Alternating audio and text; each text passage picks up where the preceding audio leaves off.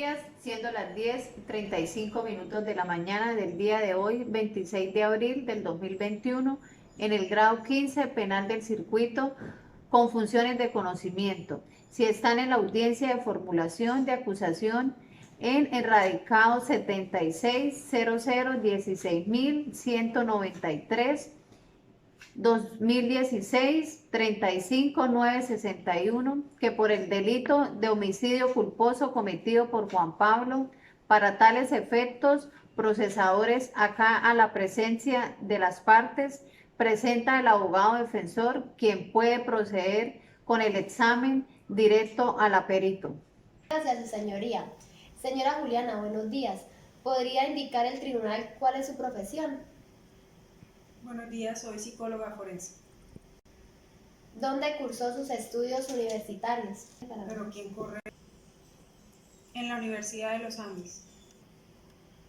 ¿En qué año cursó sus estudios universitarios?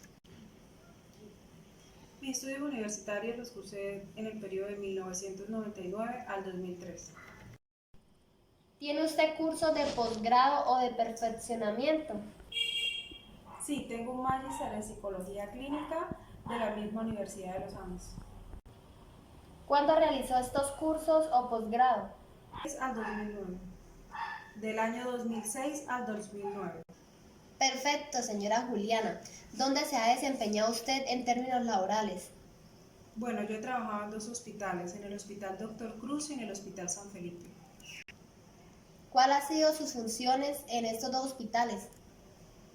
En el Hospital Dr. Cruz yo realizaba psicodiagnóstico y psicoterapia de adultos, adolescentes, niños. Y en el Hospital San Felipe, en el servicio de psicología, también realizando psicodiagnóstico y psicoterapia para los pacientes, tanto internos como externos del hospital. ¿Cuántos años se desempeñó en esos lugares? Por un periodo de 4 a 5 años. Señora Juliana, ¿se ha desempeñado usted de manera privada en el ejercicio de su profesión? Sí, desde el año 2006 yo tengo mi consulta clínica privada y desde el año 2009 además soy perito oficial de los tribunales de justicia. Y a partir de que es perito oficial, ¿usted cuántos peritajes ha desarrollado? Yo diría que estimativamente unos 30, pero no recuerdo la cifra exacta. De acuerdo, señora Juliana. ¿Por qué usted realizó este peritaje psicológico? Este peritaje fue solicitado por la defensa de Juan Pablo y la autoridad judicial, a la solicitud de la defensa, me designó como perito oficial para hacer una evaluación psicológica y emitir un informe perical en este caso. ¿Cuál era el objetivo de la realización de este informe, de esta pericia psicológica? El objetivo de la evaluación era medir algunos aspectos de la personalidad y aspectos cognitivos de Juan Pablo, que pudieran ser relacionados con su conducta el día de la ocurrencia de los gestos. ¿Cuál fue la metodología que usted ocupó para realizar esta evaluación? Para realizar la evaluación se utilizaron 2 entrevistas y una batería de test psicológico compuesta por el test de relaciones objetales de Philipson, el inventario de personalidad de Minnesota y el test de inteligencia IBICE, entre otros instrumentos. ¿Dónde usted realizó esta entrevista y efectuó las evaluaciones? Las evaluaciones fueron realizadas en la cárcel de máxima seguridad y se realizaron los días 10, 11, 12 y 14 de marzo del año 2019 por un periodo de 4 secciones con una duración total de 12 horas. Señora Juliana, ¿cuáles fueron las conclusiones de su informe? A partir de este procedimiento utilizado, yo pude determinar que existió relación directa entre el consumo de alcohol y la conducta mostrada por Juan Pablo el día de los gestos, que según lo que se refiere en esa oportunidad, Juan Pablo se encontraba bajo los efectos de sustancias que alteran gravemente el ánimo, la lucidez y la conducta. Como producto de esto, Juan Pablo mostraba una grave alteración cognitiva y volitiva, mostraba a través de un estado de obnubilación de conciencia, y esta es una alteración que inhibe su capacidad para determinar su conducta, razón por la cual no es posible que sea responsable por una conducta dolosa. ¿A qué se refiere con un nivel obnubilado de la conciencia? Me refiero a un nivel de alteración de conciencia grave donde hay compromiso de las funciones cognitivas y volitivas de Juan Pablo. Por ejemplo, su referencia acerca de los eventos, él da cuenta de que entró a un bar, pero no recuerda los elementos contextuales. Inmediatamente yo me doy cuenta que se está mostrando una alteración de memoria o una alteración de memoria de tipo lagunar, que está directamente relacionada con el consumo de ingesta alcohólica y que es responsable de que él no recuerde estos eventos. A propósito del tema del alcohol, ¿cuál es la conducta de alcohol que presenta Juan Pablo? Bueno, Juan Pablo presenta una conducta de consumo de alcohol que ha disminuido, él dice que ha disminuido durante estos últimos tiempos a propósito de una relación sentimental, pero es una conducta de ingesta alcohólica que se ubica alrededor de los 15 años. Las investigaciones muestran que cuando el consumo de alcohol comienza antes de los 18 años, hay una alta probabilidad de que el sujeto se convierta en alcohólico cuando adulto. ¿Y usted qué prueba aplicó para determinar la conducta alcohólica de Juan Pablo? Yo apliqué 3 pruebas muy sencillas, por ejemplo, el test de CABE, que es una prueba de autorreporte, una prueba que consiste en 4 ítems que son muy simples de responder. Los 3 primeros se refieren a la autopercepción o la sensación subjetiva del sujeto frente al consumo de alcohol, y el último se refiere a la misma sensación, pero frente a la privación. Juan Pablo puntuó 2. En esta prueba, con lo cual él se ubica dentro de una conducta de riesgo. Esto significa que su conducta alcohólica debe ser vigilada, y en este caso más de riesgo, nosotros podríamos decir que su conducta tuvo gravísimas consecuencias el día de los gestos. Y a propósito de esto, señora Juliana, ¿cuál fue el consumo de alcohol que presentó Juan Pablo el día de los hechos? A mí me costó mucho que él hablara de este tema sobre el consumo de alcohol, porque esta es una gran situación que se ha mantenido. Bueno, él ha mantenido bajo secreto. Sin embargo, finalmente yo conseguí transmitirle que era relevante para la evaluación poder conocer estas condiciones en las que habían ocurrido los hechos. Él refiere que habría tomado 9 cervezas y 5 combinados de ron con Coca-Cola fuertes. Y luego él recuerda que al salir del bar lo estaban esperando algunos jóvenes con los cuales tuvo un altercado en una discoteca. Posteriormente, ya en el auto, él confunde el acelerador con el freno, pierde el control del volante y atropella a una persona. Él refiere no recordar nada más de los eventos y toma conocimiento de la complejidad de la situación cuando es detenido por la policía un par de días después. ¿Esta información para usted es muy relevante?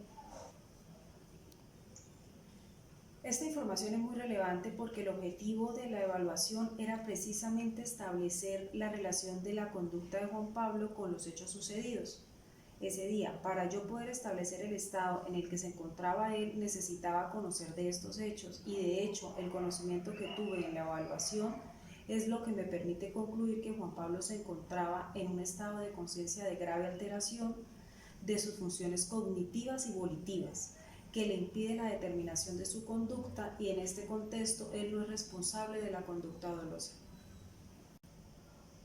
Muchas gracias, señora Juliana. No tengo más preguntas, señor juez. Fiscal, puede proceder con el contraexamen al perito. Buenos días, señora Juliana. En su examen directo señaló que aplicó una batería de test, que en este caso para realizar su evaluación. Sí, así es. Y que en general estos test están destinados a medir en la personalidad o el coeficiente intelectual de una persona. Eso es correcto. En general, esos test lo que permiten es medir el estado mental de la persona que usted está evaluando en un día, en un momento determinado, ¿no es cierto? Así es. Ahora en este caso en concreto, usted realizó la evaluación y aplicó estos tests aproximadamente 8 meses después de que habían ocurrido los hechos que se imputan, ¿no es cierto? Sí es cierto. Y por tanto, siguiendo la lógica de lo que usted nos acaba de decir, estos instrumentos en general no están diseñados para medir lo que pensaba o lo que podría haber hecho o no una persona hace 8 meses atrás, ¿no es cierto?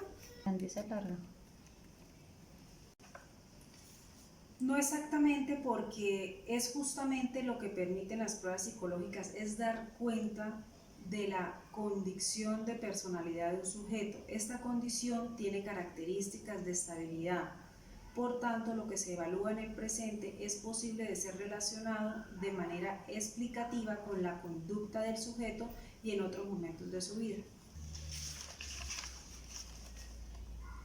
Pero mi pregunta en concreto es si hay algún test que permita determinar lo que una persona pensaba o su salud mental cuando 6 u 8 meses atrás. No, no hay. Vamos a otro tema, señora Juliana. Usted también señaló que utilizó un conjunto de instrumentos para medir el comportamiento del señor Juan Pablo en relación al consumo de alcohol, ¿no es verdad? Sí, así es. Y en general lo que permiten estos instrumentos es evaluar el nivel de riesgo que el señor Juan Pablo habría tenido respecto al consumo de alcohol. Sí, así es. Nuevamente se trata de un conjunto de instrumentos que no se refiere a lo que una persona pudo haber consumido o no en un momento concreto. Son instrumentos que permiten evaluar cuál es la disposición del sujeto hacia el consumo. Esa disposición se integra en la personalidad con carácter de estabilidad, por lo cual también es posible explicar desde ahí la conducta general del sujeto. Exacto. Y mi pregunta es, si los test permiten determinar cuánto una persona pudo haber consumido en un momento determinado o un día determinado. No, Y de hecho, para poder realizar su peritaje, usted tuvo que recurrir a la carpeta investigativa, ¿no es verdad?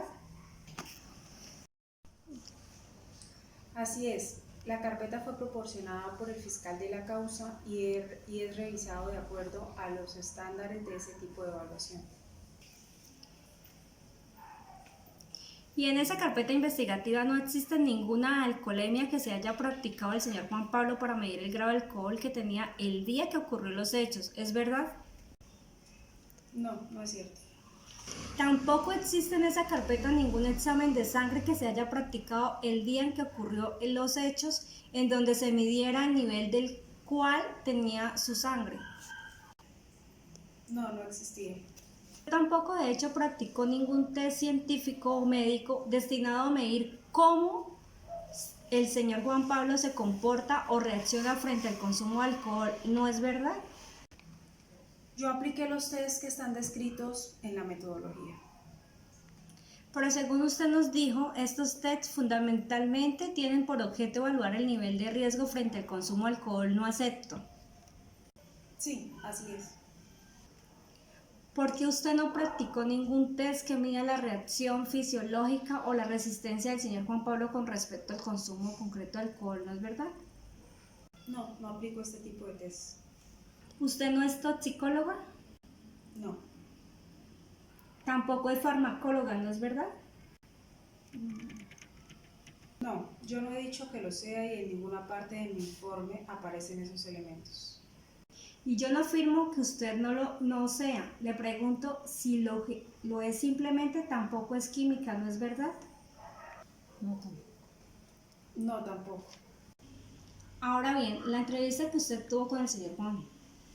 En esa entrevista lo sabemos porque ni lo menciona en el examen directo ni está mencionando en su informe. Usted no sabe ni él informó acerca de la cantidad de alimentos que él había ingerido o consumido esa noche, ¿no es verdad? No, no salió. Ni tampoco sabe o tiene información, por ejemplo, respecto de cuántas veces él fue al baño durante el transcurso de la noche, ¿no es verdad? No, Ni tampoco sabemos con precisión a qué hora en concreto comenzó a tomar alcohol esa noche y a qué hora específica él terminó de tomar alcohol esa noche, ¿no es verdad? no, Ni tampoco sabemos con precisión a qué hora en concreto comenzó a tomar alcohol esa noche y a qué hora específica él terminó de tomar alcohol esa noche, ¿no es verdad? no, Tampoco usted estaría en condiciones de decirnos hoy cuál era la graduación alcohólica que tenían los distintos líquidos que el consumidor esa noche, ¿no es verdad? no, solo sé lo que él me refirió respecto a lo que consumió. En consecuencia, su principal fuente de información respecto al consumo de alcohol que tuvo esa noche fue el propio Juan Pablo en la entrevista que usted realizó con él, ¿no es cierto? Por supuesto.